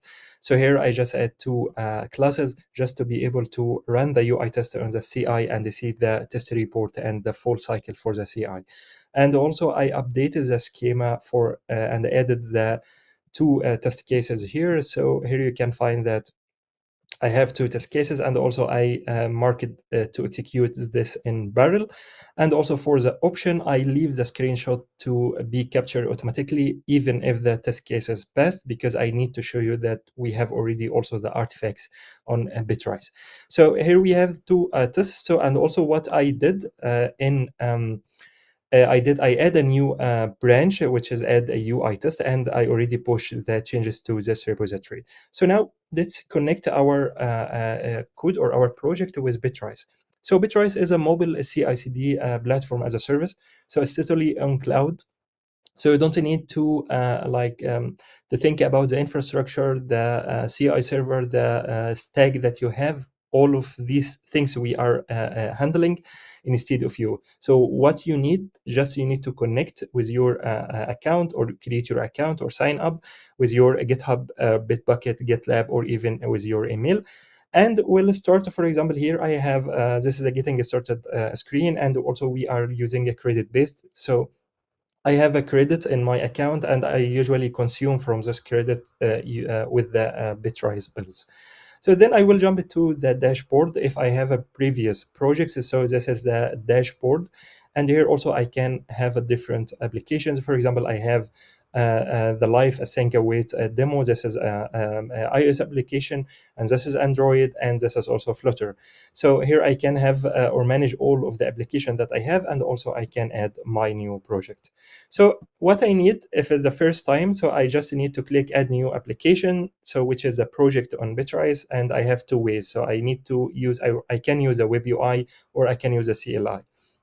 So I will continue with a web UI, and then I will go to the wizard. So here, this is my account, and also I will start set the privacy for the app. So the app will be private, so it's not public. So then I will click next. Then, as you can see, you can connect, as I mentioned, with GitHub, Bitbucket, GitLab, or even if you can paste the git clone URL, but it should be a public URL, because in the next step, we should add the SSH key to be able to initialize and using the webhook. So I will jump to my repositories, and here I can have this as the live and async wait, and maybe I can search about my project. So this is my project, and the second step is set up the repository access. So here, if I wanted to add, if it's a private repository, I need to add the SSH key, or if not, it will be automatically added. Then it's successfully done, and then I need to choose the repository, the branches. So as I mentioned, I will use this branch and not the main branch. So for sure, you can use the main branch, but in my case, I will use this because I need to run the UI test. Then in this step, after we selected the branch, we have here a configure step, which is running the app scanner. The app scanner step, or the scanner step here, is a project scanner. It's detect the project, the files in the project or in the code repository, and they give you the correct tech stack. For example, it's detect already that we have iOS application, which is give me the the configuration or the correct stack for my project. So here I have the project, and also I have the schema name, and also I can select the distribution method. So I will select the development, for example, and then after that I wanted to this all the configuration. I wanted to also I can confirm the stack, which is now is Xcode 13.1 with macOS Big Sur. But in our case, we need 13.2 because async await, and we need to run our code. So because that I don't need to confirm, I just will edit this project. And also here you have the ability to change the stack that you want. So here we are happy to announce that we already have the Xcode 13.2, the beta version, and also the RC version will be soon available in our tech stack. So here you can find this and also the description, and you can click more if you wanted to know what's including in this stack. Then also you can have a different machine type. For example, you have elite machines and you have a standard machine. For example, here you have a 4 GB RAM, and also here you have 8 GB RAM. So for example, I will select this one, which is will consume 4 credit per minute from my credit-based account. Then I will select next, and now I can confirm that I will use 13.2 beta version of Xcode, and then I will confirm. So then the next step, I need to, if I have a app icon, so I can upload it, or I can escape for now, and I don't want it to upload it. Then I will set up the webhook. So Betrayus will set up it for you to working with the push and any upcoming BRs. And then I will just click on click the first one. So I just finish preparing my CI and the workflow, and now the build one is running with this branch add unit test, and this is a primary workflow. So at the end we will find that Bitrise give you two workflows by default. One is a primary and the another one is deploy. And then we have here the elite machine with the stack that we selected, and also the trigger type is manual, so I trigger it by me, or it's triggered not by webhooks because that it's manual. So now there is no commit message, and now we start building, and this is the log screen. So we start building our application, and then we have like a git clone. We are cloning the code repository. We are activating SSH key to be able to clone the code repository. Cache pool if you have caching already. So this is skipped because this is the first time we are running this project. And also we have a step for certificate and a profile, because as we know, if you need to deploy or publish this application, so we need always to have a provision profile and certificates for our application. So by default, we have Xcode test because that I added the UI test or a simple UI test in our project to be able to run it on Bitrise. So here, this is the schema that we are running. This is the project path and all the things that needed in this step. And also this is the simulator name, and the OS will be the latest version. So here, this is the steps, and till we finish this workflow, I need you to jump with me with the edit workflow. For example, I need to double check what's including in this workflow. So here we go to the edit mode and the workflow editor, which is the visual editor with the workflow. So here we have all the steps in the default workflow. We have a primary workflow and a deploy workflow, as I mentioned. And deploy workflow by default, it's including Xcode archive and export iOS if you need to publish it, and for sure it's including a certificate and a profile step. So the primary, which is running now, we will have a git clone SSH Bitrise cache, and we have a script step just to give you like about that. This step, you can use it for any shell script. If you have any custom in your application, or if you are pre-install anything before you build your application, you can use this as a shell script in Mac machines and the Linux machine as well. And we have a certificate and a profile installer. We can remove it for sure, this step and the previous one, if you don't need it. So for example, here I can remove this step and save the workflow. And also, if I don't need this certificate in the primary, in this case, I can remove it as well. This is the Xcode test. So it's taking the project path from the environment variable and also the schema.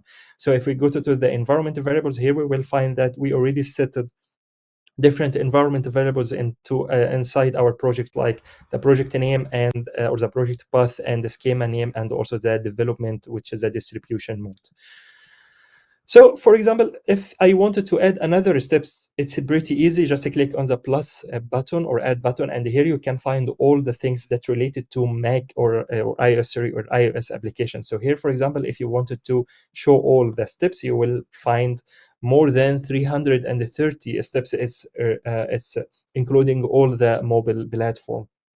tools or steps. For example, if I want to add a SwiftLint, if I have already static code analysis process in my application, so I can add SwiftLint or Swift format. I can upload to Browser Stack or Microsoft App Center. I can have a running UI test. Also, I can distribute application to Firebase Test Lab and all the things that I can find here.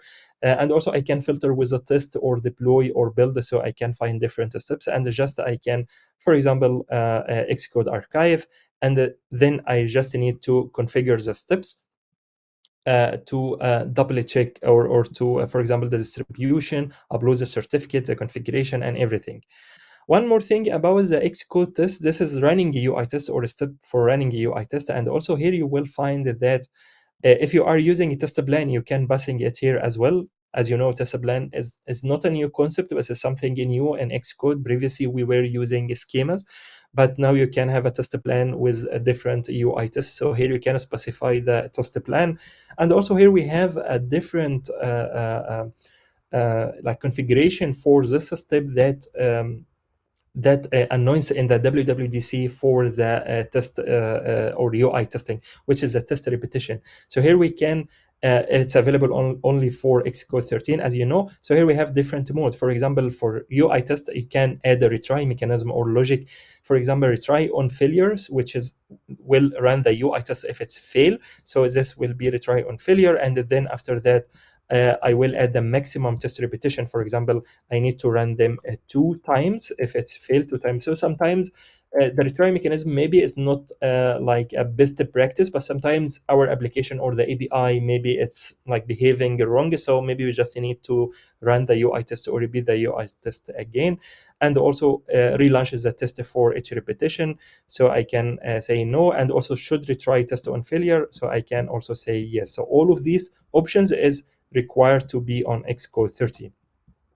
So also here we have configure and everything. At the end, we will find the test result, Xcode, the type path for the application, and the Xcode test and everything here.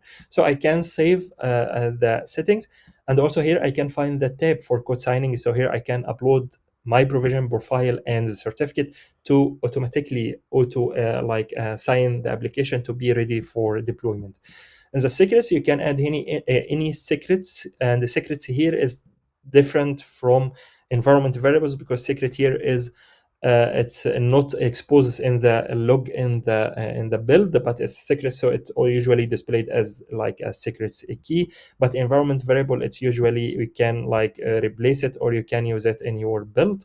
And also trigger, so this is like a trigger map. For example, if you have different workflows and you wanted to mention, or you wanted to configure in every portion, every change in the code, I wanted to run a specific workflow in every pull request or in every tag. For example, if I have a tag for release, so I can say if I have everything before release, for example, we are like having a naming convention for releases.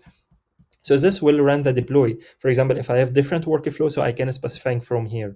And then, for example, for pull request, I'm running a primary, and for push, I don't want to run any build for just push. I just wanted to run the BRs or the workflows on the BRs.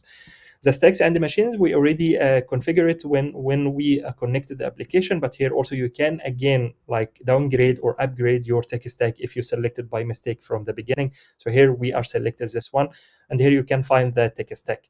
So here you can just click and you will find that all the tools and installed SDKs is in this log file in the our GitHub in the system report.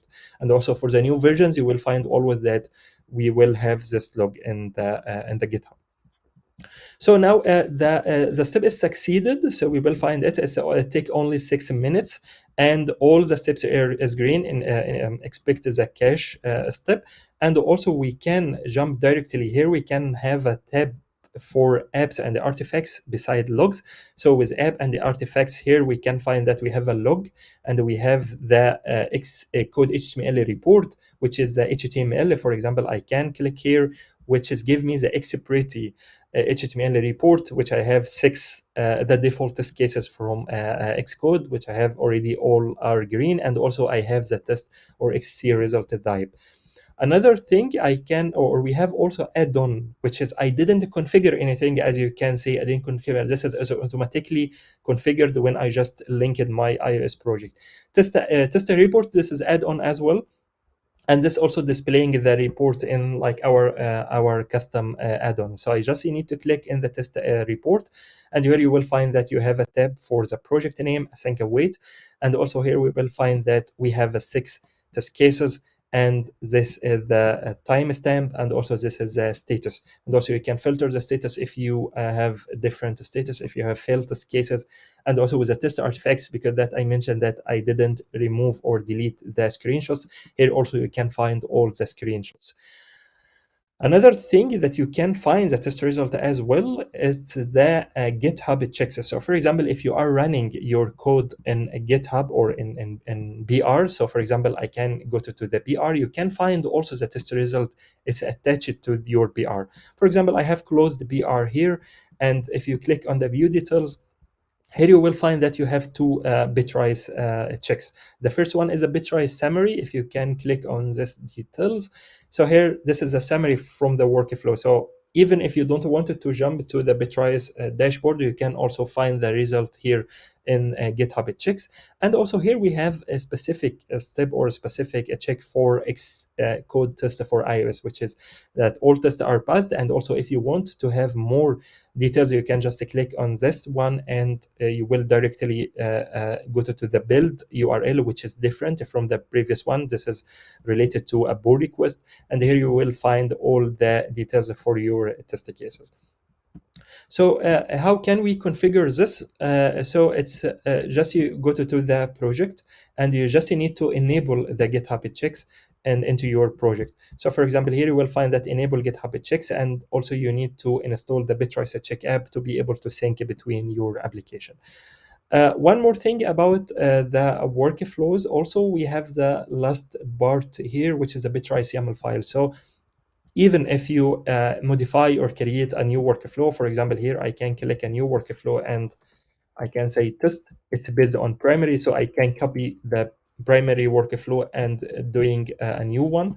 So this is a test. So now I have a test to deploy and the primary. So also in the Bitrise YAML file, you will find all the changes that you are doing in the visual editor. It's added here, including the stack, the environment variables, and all the things. And also here you have two options. You can store and start continue with a Bitrise YAML file from the website, or you can store it in the app repository. So you can just download the Bitrise YAML file and commit this file to your code repository, and it will be stored in your app repository. So this is almost what we have with Bitrise. So here, this is the successes one. Here we can find the log, and also we have a one add-on or additional add-on with a ship, so you can use it with continuous deployment your application. And but also for sure you can use any other step. If you have, for example, Fastlane in your project, or you are relying on Fastlane, for example, you have Fastlane match, and also we have a Fastlane. So you can just specifying the lane name. For example, here, just give me the lane name. For example, if you have it with UI test, and that's it. So the stack is already including Fastlane, Ruby, and everything is required for Fastlane. Just you need to specify, and also you need to specify the Fastlane file, and also you can continue with another thing. So for example, also if I wanted to deploy. So here we can find deploy the application to Amazon S3 bucket, for example, or Testaferry, or you can also deploy to the App Store Connect. So this is like was a small demo, and once you just go to the dashboard, here you will find that you have different apps, and also this is the latest build from Bitrise. This is the small demo for how we can running our like async and await demo today with our latest tech stack. Thank Uh, you. Thank you, a great demo, and I see in the chat that people have enjoyed the demo. People are saying that they do like Bitrise. It is a very, very good product. So thank you for Thank you. this demo that will conclude the live. Once again, big thank you to everyone who attended. Very glad that we are able to do this live before Christmas break. big thank you once again to Bitwise for sponsoring the live, because as you've seen, there has been some time on my side to prepare, and it wouldn't have been possible without their support. Seeing myself in double right now, I'm going to go back to Xcode. And what I think I just have to say once again, thank you everyone, and wishing everyone a good night of sleep. I can tell you I'm starting to feel very tired on my end. And well, see you all sometime next week for a new video, new content. Bye bye. Bye.